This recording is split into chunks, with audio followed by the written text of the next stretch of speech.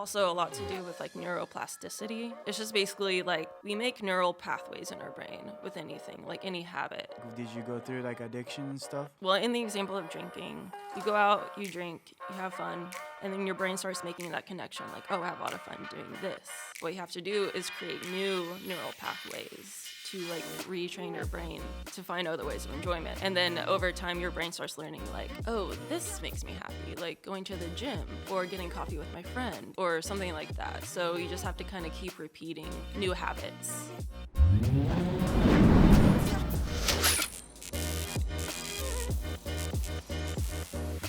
What's going on, everybody? Welcome back to Frank Podcast, the show dedicated to helping you learn, inspiring you, and spreading happiness through health and fitness. I'm your host, Yosuke Shingu, and I'm here to engage in unique conversation with diverse range of guests, all with the aim of enhancing our physical, mental, spiritual well-being. So to be frank, get ready for honest journey towards you, a healthier, happy you. So today we have a special guest, Lauren Smith. Thank you for coming. Thank you for having me. Well, thank you for sitting down, watching me read this new podcast. That's perfect. This is going great. Yeah, so I've been doing this podcast for a year now, and then Okay. I just released a 52 episode. Wow.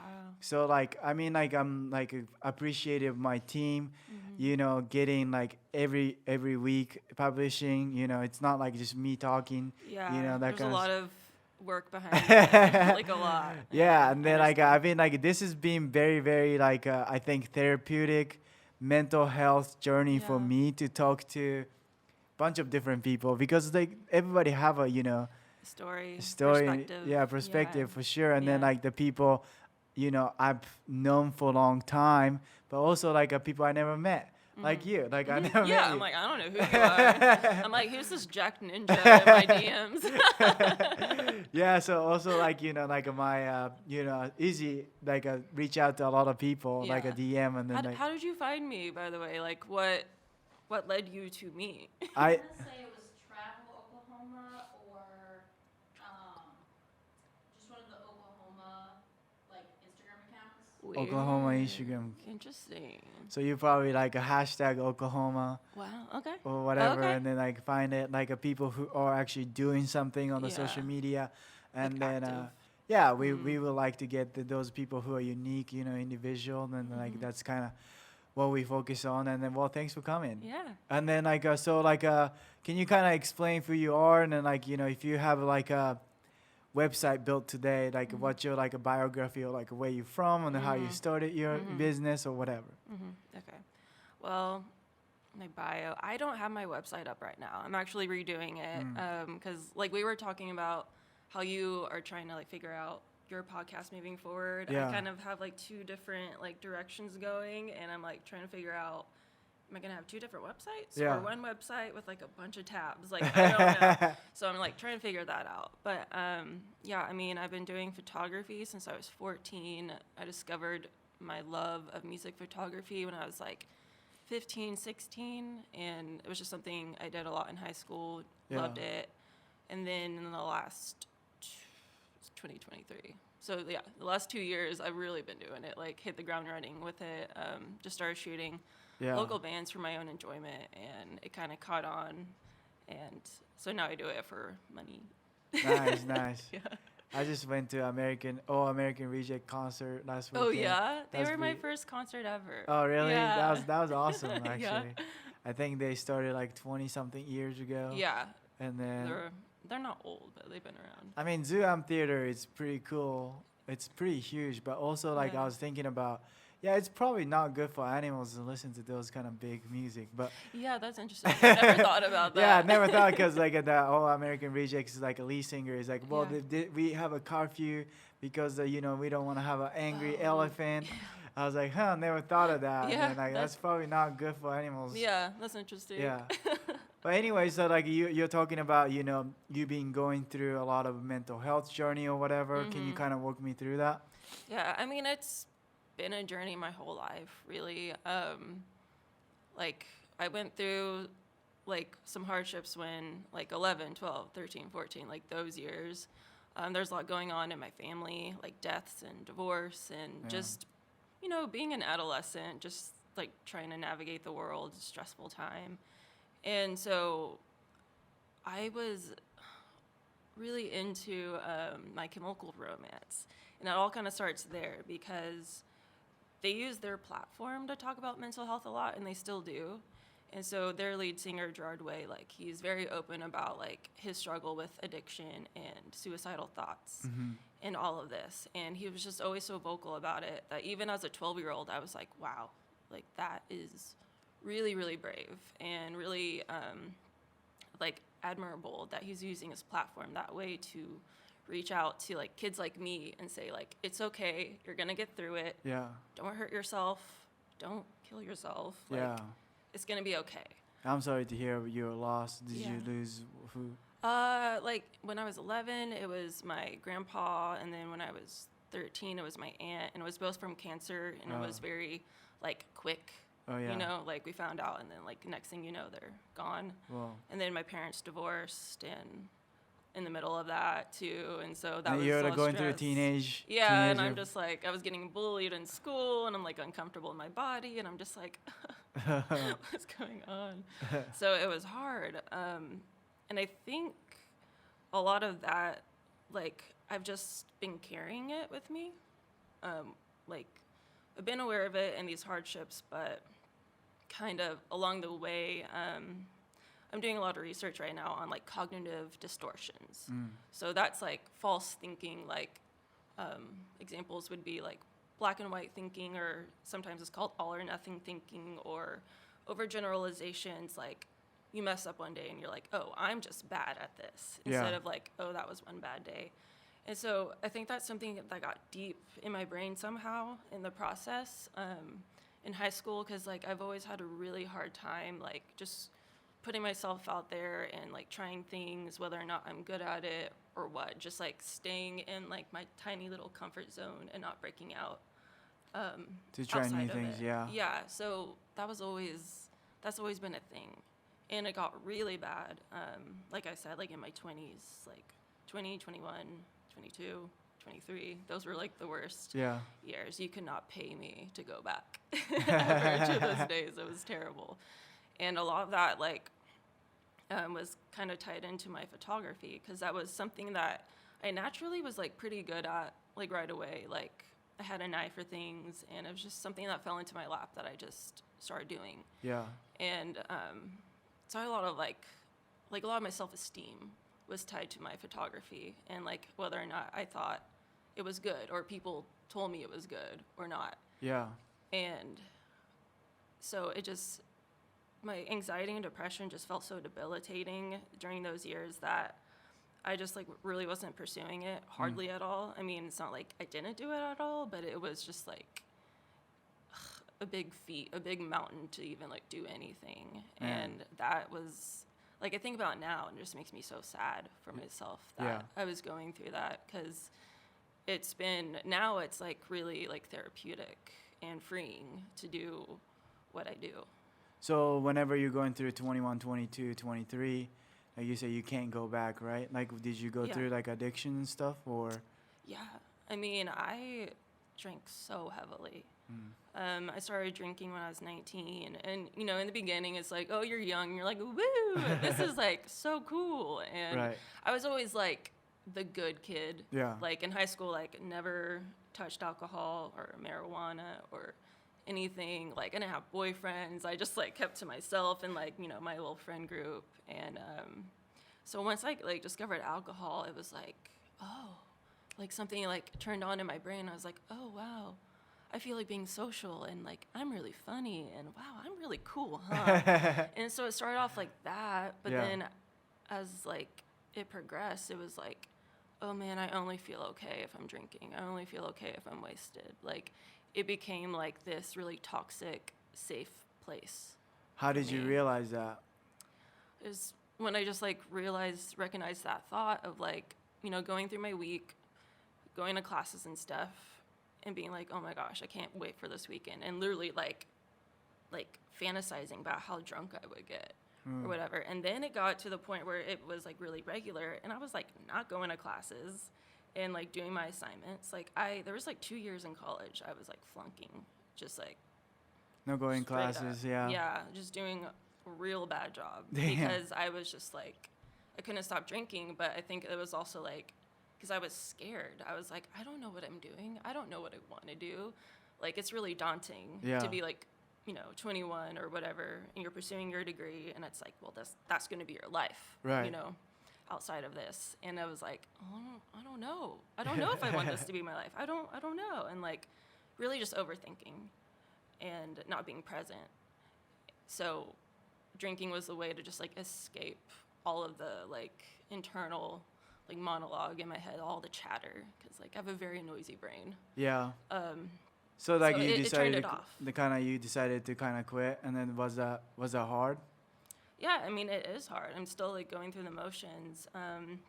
Yeah, I mean, it's been like this year that I've really been like, okay, like I'm done. Especially like last May was when I quit and I didn't drink for 3 months, and then I've been like, I started drinking again a little bit, and then like now I'm like back on track. So I had like a little slip, which sucks, but it at least like confirmed for me that like I don't want that in my life. I don't want alcohol in my life anymore, and that I'm much better in general. Like I'm a better girlfriend, I'm a better daughter, I'm a better sister, I'm a better coworker, I'm a better photographer. Yeah. I'm just better. Yeah. And I feel better. Do you And, think those like alcoholism, like some people get addicted to it to like fantasize like alcohol or like all kinds of stuff, right? But like some people can't drink like wine, a glass a night, Like do you think that there is like, okay, like for you, like is that like all or nothing? Like should I want like one glass of wine a day? Is that kind of like it's still? Yeah, for me, it has to be all or nothing. And that's one thing I've learned, because, like, I've tried moderating. I've tried having, like, rules around it.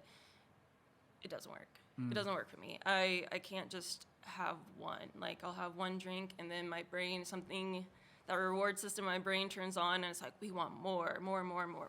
So, like, the moderation thing doesn't work for me personally, like, at all. That's interesting to me because like I can't do that on the alcohol, but like for example like dieting, Yeah. right? Like if you're talking about like physical side of things, and like if I just like, hey, like Oreo cookies or like it's just a sugar or something, like Yeah. if I'm going the phase of like, okay, I'm cutting, I have this rule to myself of like, all right, no sugar, and then I'm not gonna drink soda or like whatever like I decide to go for. I just decided to not do it. But like whenever I'm just like, like I'm just gonna be healthy and eat whatever healthy food, and then if I see snacks or chips or something like that, even like I'm on set and filming or like then like they bring a catered and like they have sugar and a bunch of chips, bunch of soda. And I'm like, I'll have one, I'll eat those stuff. Yeah. And then like, I think I can't control sometimes. So I think it's important. I think it's interesting what you said. And then I love that how you're like aware of yourself. Then like, you can't do it, you can't, you know what I mean? So like, I think for me, not the alcohol, but like, kind of sugar or like those kind of. I mean, they're very closely related. Yeah. What happens in your brain, in your body with sugar and alcohol. Yeah. So like now that I'm not drinking, I'm eating a lot of sugar, and like, I mean, I'm doing research constantly on like how alcohol affects the brain and the body and everything, and it's very common for people who stop drinking to want sugar really bad after, because there's so much sugar in alcohol. So your body's still like wanting it and expecting it. And it's actually encouraged in the beginning to like, it's like, you want to eat a whole cake, do it, as long as you're not drinking. So, yeah. The brain tells you. Yeah, I know, I get it. Because, like, it's hilarious now. It's like, I'll get grumpy at the end of the day. I'm like, what is wrong with me? And then I have a Dr. Pepper, and I'm like, oh, it's fine. I had my sugar. Like, I'm like nice again. Yeah. So I'm going through that right now. But How do you research? So I use this app called Reframe, and it's a really great app. I encourage like anyone who's like questioning their relationship with alcohol to download it like today, because you go through like daily modules, like readings and stuff, and it uses like neuroscience and like explains like what's happening in your brain. And it's very like Can you kind of guilt-free. share the example? I'm trying to think. Like in the beginning, one thing I read about that I hadn't heard of before was like the your hedonistic baseline. Kind of scoot in. Oh, sorry, your hedonistic baseline. So that's like we all have this baseline of like joy, and so that could be like you take a walk with your dog and you hit that and you feel really joyful after. And then what happens when you drink, your dopamine shoots way, way, way up. So say this is your baseline, and then your baseline is this with alcohol. And then the next day when you have nothing, you're down here. You're really depressed. So there's a common saying that's like drinking today is using up tomorrow's happiness. And that is very much like factual. Drinking today is using up tomorrow's happiness? Yeah. Wow. So so people feel really low when they first stop drinking, and it's because like their brain is like trying to get used to producing its own dopamine again, rather than like relying on the drug. And so you have to kind of, for me, I've had to like kind of go back, like what are things I used to really enjoy before all of this? And so it's like kind of revisiting childhood, like I like to go on walks. I like playing video games, like things like that, just kind of resetting. And then it's like, after a while, you retrain your brain to learn like, oh, if I take my dog on a walk, then I'm going to meet that baseline rather than like, oh, I need a drink in order to feel that happiness. That makes sense. Like your brain over time like resets. Huh. Yeah. So like I heard that, like there's like 28 days to like restructure your habit and all that kind of stuff. Is that kind of how that works for you? Yeah, so it's also a lot to do with like neuroplasticity, which do you know what that is? So it's a really great thing to know about. It's just basically like we make neural pathways in our brain with anything, like any habit. So I'm trying to think of how to explain this. Well, in the example of drinking, you go out, you drink, you have fun, you're drunk, and then your brain starts making that connection, like, oh, I have a lot of fun doing this. And like, this is the only way to have fun. But what you have to do is create new neural pathways to like retrain your brain to find other ways of enjoyment. So that could be like exercising or spending time with like friends or whatever. And then over time, your brain starts learning like, oh, this makes me happy, like going to the gym or getting coffee with my friend or going to the movies or something like that. So you just have to kind of keep repeating new habits. So neuroplasticity? Neuroplasticity, yeah. Neuroplasticity. Kind of a mouthful. Yeah. So like, is that kind of like a forceful change in the neural system, or like it just kind of happens? But you have to choose the path to. You have to be aware. Right. Yeah, you have to have the awareness first, but like, yeah, you can use it kind of however you want to, really, if you're trying to make like changes in your life, revolving mental health and all that. Like a daily habits kind of deal. Yeah, like, big time. What's that book called? Atomic Habits. Yeah, I haven't read that, but I've been hearing about it a lot. Like I have a understanding of what that book covers. Yeah, I think that it's that book is all about like small habit changes, like just little things. The degree of change of the habits makes a whole lot of difference. Like if you just going this way, change it to your degree of shift, or even like a 1, like 10 years down the line, and you have so much difference. Yeah. That kind of stuff is pretty much, Atomic Habits talks about. And then like, I do think that I agree, because of healthier habits, even mentally, because like, I think it's important to like, journal. I don't know if you do. Oh yeah, I need to be doing it more, admittedly, but like I love journaling. Yeah, and then like, how do you journal? I kind of do it different ways. Lately, I just kind of do like a stream of consciousness. Yeah. Like whatever I'm feeling, I just like get it all out and don't worry about, grammar or like actually like spelling things right or whatever, or like making connections. I'm writing what's going on in my head. That way it's out of my head Yeah. on paper. Yeah. And then I can look over it and I'm like, huh, okay. You That's know, what's going on. yeah, I was having a conversation with, I actually podcast guest the other day that I do tend to like a journal, like whenever it's going through like hard times, Oh, yeah. like whenever I'm like not going through good times and depressed or whatever. I just try to like even like a relationship problem or whatever, Yeah. and then I just write it down. Okay, maybe I'm stupid. I'm overthinking it or whatever. Yeah. It helps me a lot. Yeah. But also like like I can see like this problem while having, but I'm having a different problem or whatever. Yeah. That's okay. But what she was mentioning about is that she tends to journal when she's happy. So I thought That's like cool. I was like I don't really do that sometimes whenever I'm Yeah. happy because like I'm just kind of like living the moment. Like maybe that's like in a way of maybe excuse. I'm just being lazy whenever because I don't need to like journal. So like those times like in my head.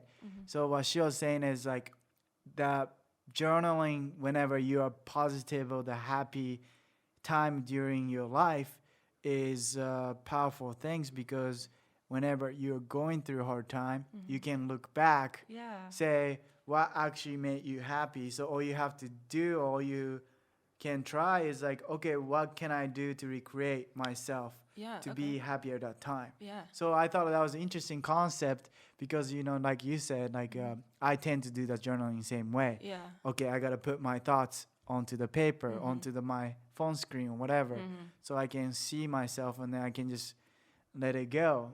And then also I can reflect. But I thought that was great, like a positive journaling. I don't know what it's called, but I mean, yeah. yeah. And then I yeah. think that'd be helpful. So I thought that was kind of interesting, Yeah, that is really interesting.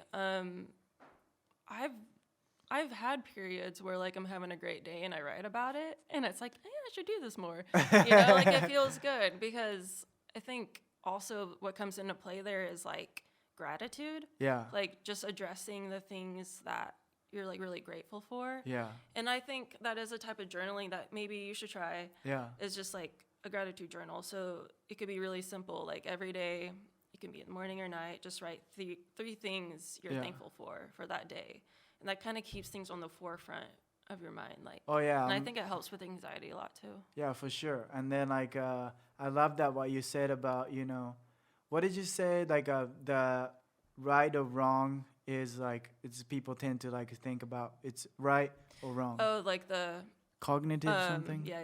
The black and white thinking. Yeah. Yeah. What's that called? The term? It's like cognitive distortions. Cognitive distortion. Can you Yeah. kind of explain that a little bit more? I will try. Well, we basically, our brains are just trying to help us out the best they can, but like they kind of are full of fallacy sometimes. So it's like trying to protect you, but there's like, I wish I should have like kind of memorized it before I came in. Oh, it's but, all good. We all have like a natural tendency to think certain ways, and that's kind of where cognitive distortions come in, where it can affect any area of your life and the way you think and process things. Is that kind of like it has to be right or wrong, and then like on like the gray say area you can't handle it? like or? if you're like one thing, okay, an example this weekend, like I was shooting at Vast on Friday night for the American Banjo Hall of Fame induction. That's cool. Yeah, it was really cool. But like I was kind of anxious about it, and if like someone wasn't just like super nice to me, I immediately was like, they don't think I'm doing a good job. They're mad at me. Like my brain is just like full of anxious thoughts. But really it's like they're busy. They're, putting together this whole event. There's a lot of moving parts. No one's mad at me. Like you're here doing the job. No one's mad at you. Like, you know, so like my brain will do that if like, I don't know, it'll just get really worried that people are upset with me or they don't like me or whatever, when really it could be something else. Like it's not at all like it's not that personal. It's kind of like a self-bias tendency, I guess. So like that would be an example. Or like with my drinking, like, recently was like slipping. Instead of being like, oh my gosh, I'm never going to be able to do this, I should just give up. I had to be really careful to be like, hey, it's gonna be okay. You're doing okay. You're still doing your readings. This is still in the forefront of your mind. Like, I understood what was happening as it was happening, which was like really weird actually. Yeah. But like it's just common for people to like give up at that point, like early on when they're trying, because like they made one mistake. They had like one bad day, one bad week where they just like made mistakes. But it's like, no, mistakes, as long as you're learning from them, they're actually kind of a good thing Yeah, to experience, you know? Yeah. I mean, like, I wish I never made mistakes, but like, you know, I do all the time. But how do you know the success if you don't make a mistake, right? Right, yeah, and that also just like puts things into perspective for you, you know? Yeah. I mean, honestly, that,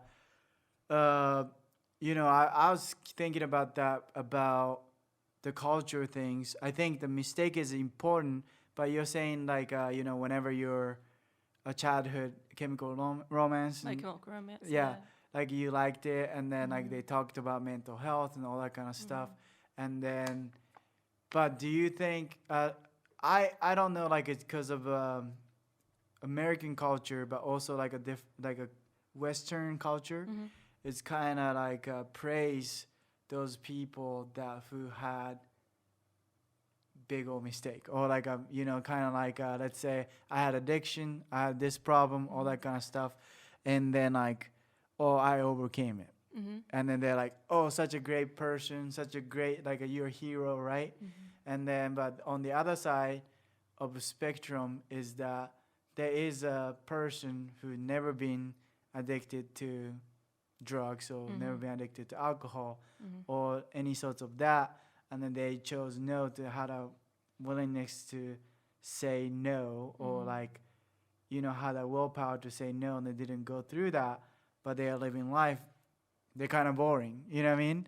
Like, Yeah, you know, it's kind of like a culture-wise, but do you think that, you know, those kind of, you know, musicians and all that kind of stuff have an effect to the people, to children, teenager, have so much power and message, right? Do you think those are good things to like share? So like, do you think like they should like kind of, I don't know, you know what I'm saying? Like, where is the line, you know what I mean?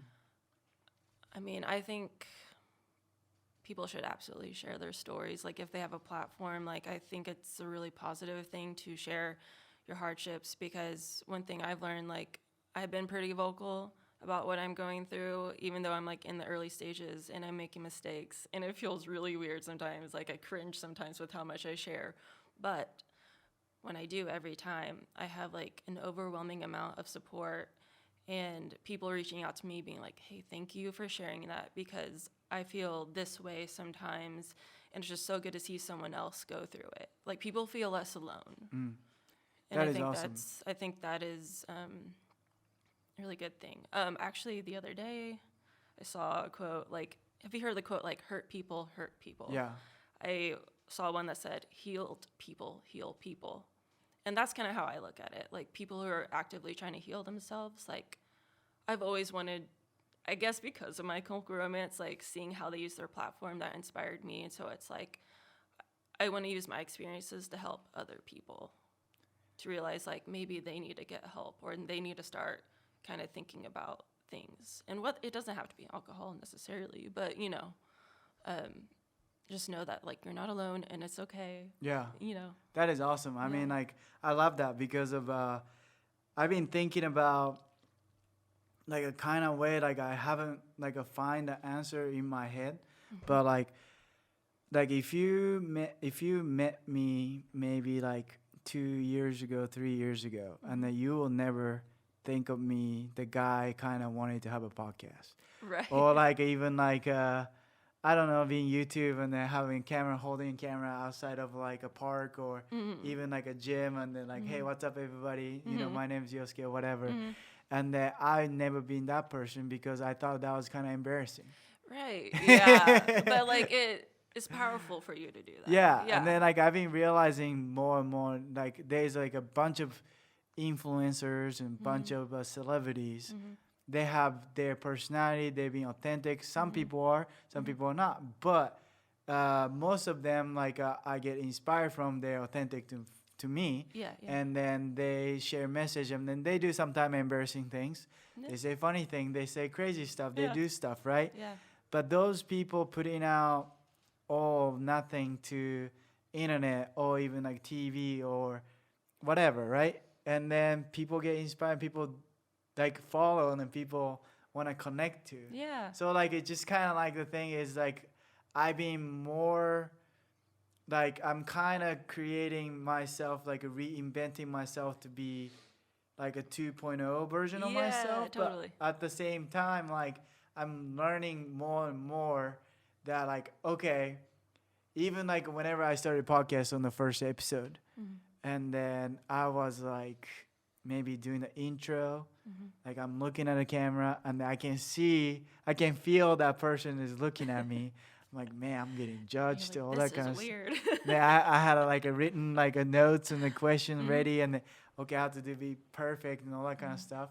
Now I'm just like do that kind of intro. I read it. This is the first time for this one, but I don't know. It's kind of different. It's kind of like a being kind of embarrassing myself or like embarrassing moment or doing funny or like a kind of people will judge in my head like 2 years ago. Now it's I'm proud of doing that in myself, if that makes sense. Oh my gosh, yes. It Yeah. makes all the sense in the world to me. So yeah, I get that. I mean, yeah, it's uncomfortable. It's kind of weird, kind of like Yeah. putting yourself out there and things like that. But it's wonderful. Like it takes courage. Yeah. It kind of takes getting over yourself a Yeah. bit. Like, getting over the idea that you might look dorky or you might say something embarrassing or do something embarrassing. It's like, well, yeah, you're human. Yeah. And just carry on, like keep going. Also, like, that's cool. just like I mean, like you have only one life, and then like you just Yeah. like have fun with it, Yeah, dude, just have fun. Yeah. And then also like I love that you're sharing, and then like also like what you said about, I think I'm very much respect to you that you said like, hey, I'm starting this journey. It's not complete yet, but I'm already sharing. Yeah. I think that's a more admirable things than, hey, I'm completely sober for like 2 years or 3 years. Yeah. Hey, I'm sharing you what I did. Like you're doing that as it goes on. I think that Yeah. is such a badass You deal do? that you're doing things. Thank you. Because you put yourself the pressure too, but at the yeah. same time, that like I don't know, it's just like so authentic, and then like you just sharing that, and then I mean I don't know what else than so much respect. Yeah, thank you. Yeah. Yeah, I mean, yeah, like a lot of people's stories about getting sober, like that to me was probably the biggest push for me to actually like do it. And then seeing like some of my own friends like doing it as well, like embarking on that. And a lot of times it's like, yeah, they have like X amount of days, months, years under their belt already. And I think it's just so rocky in the beginning. It's so just weird. You're like giving up this whole kind of like identity, this like past self. You're kind of like killing it, and you're like starting over. And it's weird. It's like, who am I? And you're kind of, I feel like a caterpillar in the cocoon. Like I'm just a bunch of goo right now, and then eventually I'll be like this cool like butterfly, but like I'm showing you the goo. Yeah. As I'm the goo. I think If that that's makes the sense. things that people actually have to hear, and Yeah. have to see. Yeah. Not necessarily like everything is clean and happy and all that. Yeah, kind of it's stuff. not like linear. Yeah. Like progress is not linear. Well, Like, yeah, and then also like I don't know, like I used to smoke cigarette a pack a day. I smoked vaped and before, that quitting those was hard. I bet. Yeah, I vape currently. That's like next on my list, but I'm like, one vice at a time. Yeah, one vice at a time. So- I think that's true. Yeah, you because- can't put on like everything at the once. No, I mean, it was kind of like the atomic habit thing we're Yeah. talking about. Like, you kind of got to focus on one little thing at a time, because it's really daunting to tell yourself, like, I'm going to start going to the gym and I'm going to go 5 days a week. Yeah, Because no, you're not. Not in the beginning. yeah, But if you go, all right, my goal is to go once a week. Yeah. And you kind of start building from there. Then eventually maybe you're there 5 days a week. So yeah, I mean, I think of it like that too. Yeah, you so, can take the small wins and yeah, then like I can't drop alcohol and vapes, or I'm just gonna be a disaster. I'm gonna be so mean. Yeah. And eventually So- there's a time comes like, hey, like I quit vaping to like, well, I'm not a smoker. Mm-hmm. You And know? it's funny, I've never been a smoker, Oh. but like I love vaping. But the vaping was a result of drinking, because Oh. I'd go out and then like eventually like, you know, everyone has vapes around, so you like hit someone's vape, and then I would just like hold on, like steal my boyfriend's vape or whatever. Yeah. And then I, you know, eventually started like buying my own, and then I was like, I got addicted. Awesome. You know, you're like a all or nothing person. Yeah. And then so like that's kind of how I did it. Quit vape was I went to a backpacking trip with my boys. That was went to Colorado, Womachita Mountain or whatever. Okay. So we had like 40 pounds of backpack. Walked 5 days straight. Oh my God. And then eat, sleep, whatever through the backpacking trip. Mm. So there's no service, there's no stores, right? Yeah. So You're just out there. yeah, so whenever I was taking the train, Mm-hmm. I literally had a vape, checked the trash, and then I walked to 5 days That's cool. because there's no vape shop. Yeah. There's no way I can Yeah, get you're it. literally putting yourself in that situation. That's smart too, though, because like physical activity Yeah. actually helps a lot with the neuroplasticity. You kind of make the new neural pathways quicker if Yeah. you are exercising, because of the dopamine and serotonin that your body produces like during a workout. Yeah. So it kind of like happens a little bit quicker. Huh.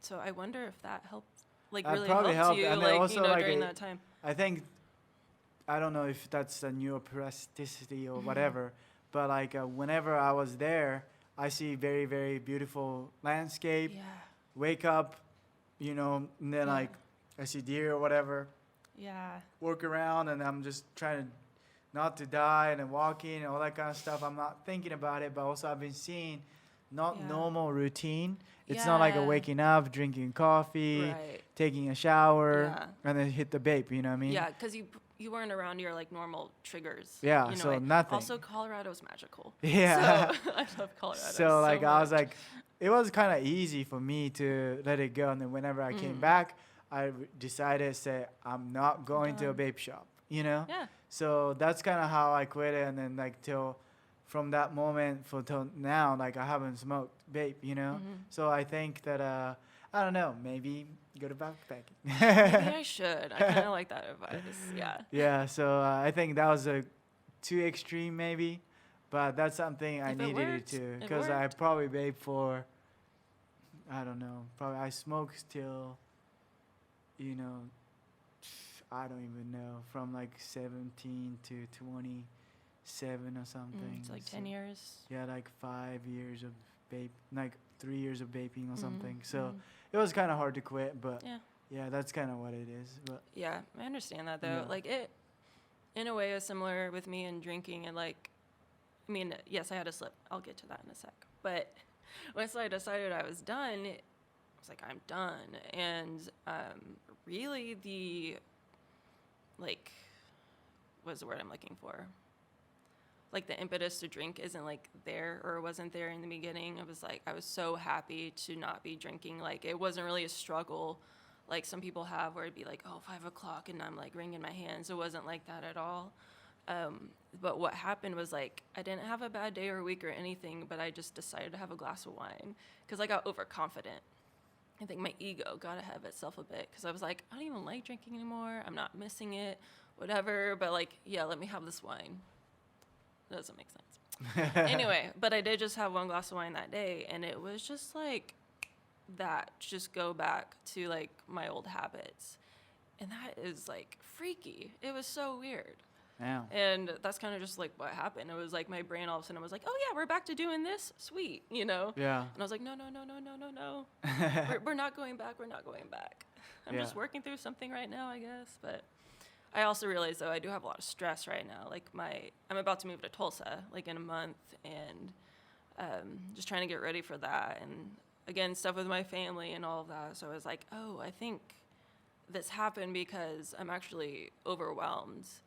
And, like, instead of it being, like, a loud voice, like, you need a drink, it was, like, a quiet, sneaky voice being like, you can have a drink. It's fine. You're good. Yeah. And then it tricked me. Yeah. I got blackmailed by my own little voice in my head. But once I realized that, I was like, oh, man, I'm just overwhelmed. Like, that's kind of what's really going on. Yeah. That kind of took the power away, or the alcohol's power away, if that makes sense. That makes sense. Yeah. I mean, totally, because of, I think the going to different city, I think helps. Like, if you're doing some sort of Yeah, I'm habit. excited to start over. Yeah. I'm nervous, but I'm like, I can rewrite things. Like, make new friendships, like, sober group of friends. Like, not make a habit out going to bars or whatever. Just kind of start anew, you know? Yeah. And then, like, I still remember to the day, like, I took a ethical class in college. And then we had like a special guest, and then he was like a Goodwill's CEO or something like that. Oh, okay. And then he was talking about will, and then also he works at Goodwill, right? But also like he's talking about value and ethic. So he's talking to us about like he went to Vegas, and then he was on the elevator with like like a beautiful woman. And then he's been married for like 30, 40 years or whatever. And then that girl's like coming on to him or whatever. And then he's like, well, no, like I can't do this. Then like he was like a drunk, under influence and all that kind of stuff. But he just kept loyal and then went to hotel room himself. And then that was it, right? And then he talked to us about it. But his point was, every time you have those kind of the situation or like some like a devil or whatever inside in your head, it talks to you and then you have to make a decision right then. And then sometimes it is really hard because you didn't have a talk beforehand. That's what he was saying. Like he's like, well, I already had that talk. Say, would I ever cheat on my wife? No. Yeah. So that was very, very simple conversation he had it before. So when that opportunity arises in the life of that, just a moment, he just didn't have any sort of doubts himself to make the decision. Like, okay, I already had a conversation. No, move on. You know what I mean? So I thought about like ethical value standpoint about like a mental health. That stuck to me. Like that was kind of like a simple story about you're 40, been married for 40 years, you didn't cheat on your wife. Like congratulations. but like that story stuck in my head because the way he said it, because of he had a conversation before. So maybe I've done that so many times that like I talk to myself like I'm not a smoker anymore. Like so somebody offers like no, and then also like cheating stuff or whatever, like no. I have a value to myself, and then like like I was fat before, like would I drink a bottle of Coke? No, I will never drink soda ever again, So those are kind of talk I already had it before. So maybe, I don't know, like I'm not giving tip or anything like that, but just kind of like wanted to share that's kind of like helped me. Yeah, no, that is really good. Within the like sober community, they call it, it's just like a catchphrase, like never question the decision. Yeah. So like you already made the decision, so don't question it when like something kind of like pops up, like someone offers you a drink or offers you a soda. It's like you already told yourself no. Yeah. Stick to that. Yeah. There's a reason. So never question the decision. Yeah. Yeah. So like you've been doing the photography, and then you said that's that helped you mentally too. Like how it helped so? me heal. I guess it helped me heal. Because it was just like I said, I felt like I had been abandoning myself, so I was kind of like coming back home in a way, and realizing like it's okay if I don't always take good photos or whatever. I just enjoy doing it. So if you just focus on that simple thing, like here's the thing I like, I'm gonna do it because I like it, and not worry about like what someone on Instagram will say or whatever, because you don't even have to like show your photos, like your bad photos or anything. But also, like, if you're enjoying taking photos, You wanna probably share it. taking good photos.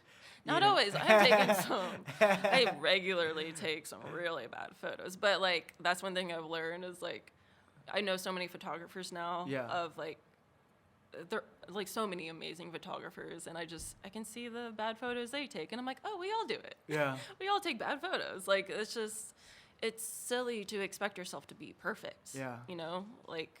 Yeah, I don't believe It's in the not perfection, you know, like it's a 80-20 rule. Like for me, if I'm like 80% happy, that's 100% of happiness.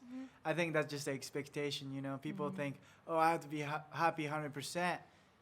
That's never going to happen. Like some sort of like, if you're saying yes to everything, if you're saying no to something, if you're saying no, if you're saying yes to something, and then life is always, you know, like a balance, right? Like you have a work, you have a like, you know, like fitness or whatever, mental and the family and all that kind of stuff. If you're excelling one thing, you're probably, you know, not taking care of one thing. So you never be 100% happy. So like I like to look at it, my life as 80%. You know, there's always wiggle room to not be good. Right. Then like You're it not just make me chill. putting your eggs all in one basket, as they say. Yeah. That end of this podcast segment. I just want to keep doing this too, but I do ask question that you know, what's the advice you give yourself 5 years ago? Meaning it would be 2018, pre-COVID. What were you doing? I was a bartender, and that's kind of all I was doing. I was bartending and drinking a lot. So my advice would be to her, oh, gosh. Because back then I still was really trying to get back on. I was very much on the mental health journey, but I felt really stuck at that time because I did want to stop drinking, but I didn't know how because I worked at a bar and like I loved the job. Yeah. And I just thought like I don't know what to do. I don't know what else to do. I was just like stuck in a box. Yeah. And I think I would say to her, there is no box. Just start pursuing photography again. You owe it to yourself. You're really good, kid. It's gonna be fine. I love that. I mean, like, it's just like people who are stuck in the box or stuck in the job or stuck in anything. You don't have to be. You don't have to be. Those walls are actually invisible. They're not actually there, you know. Yeah, if somebody's telling you and then somebody's like, even like yourself is telling yourself, say, hey, I'm a bartender or whatever. It's nothing bad thing about it. But if you want to be a photographer, you can. Yeah. You know, I think I love that. That's how, like, I think that a lot of people can relate and then a lot of people can get inspired. But how do you see yourself in 5 years? Ooh, 5 years, I'll be 35. I don't know. I really like to see like myself with like my own studio, doing like, you know, well, my own studio, being self-employed is what I'm trying to say. But I also would like to do some kind of like outreach, like to do with like drinking and like substance abuse and like mental health, because that's always been on the forefront of my mind. And I want to use like my platform to help people with that. So I don't really know what that looks like yet. I would like to see more like bars, venues, restaurants have more non-alcoholic options. And some of them, at least in Oklahoma City, are doing a pretty good job. And that to me is such a big deal. That like I can go to the pump and I can get a non-alcoholic beer and feel normal and like still socialize. And then I go home before everyone else. Like, but that is so nice. Yeah. And I think it's really important for bars to do that because there is this whole movement, like alcohol-free movement happening. And it's just, I don't know. I don't think the only options at a bar should be like alcohol, water, or Coke. You know, like it's silly. So I've thought about that a lot because, you know, I have been a bartender. So I'm like, maybe I could do something on that front to help like bring awareness to like alcohol-free options in a space where people are also drinking, where it's like associated with heavy drinking, but like also like maybe not. Maybe you can have a fake beer and watch your favorite band, and like that's still really cool. I don't know, but yeah. So I like to see myself like just self-employed and being I was about to say being a leader, but yeah, I guess a leader in some way, just helping people. Well, that is awesome. Yeah. That is awesome. Wow. Is there anything else you would like to share? Jack White, if you're listening, please call me. I want to work with you. That's about it. Perfect. How can people like support you and like follow you? Yeah, you can just follow me on my Instagram. It's Lomo __ low LO. I'm on there a lot, like posting, obviously like my work, but I talk a lot about things I'm going through too. And I'm a really silly person, so it's also, there's a lot of that too. So it's supportive just like to follow me, or, you know, if you know someone that needs photos done, to like refer me to them, things like that. Perfect. But, yeah. Sounds good. Well, thank you for coming. Yeah, thanks for having me. It was fun. Thank you guys for watching. If you guys are watching on the YouTube, please hit the like button, subscribe, and all that kind of stuff. That will help me to spread the world. And then like if you guys are listening on the Spotify or iTunes, please give us a 5-star review, and then that will help me spread this episode to other people who might need to hear this kind of episodes. Otherwise, I'll see you guys next Friday. Don't be a house stepper. Always be Frank. Peace.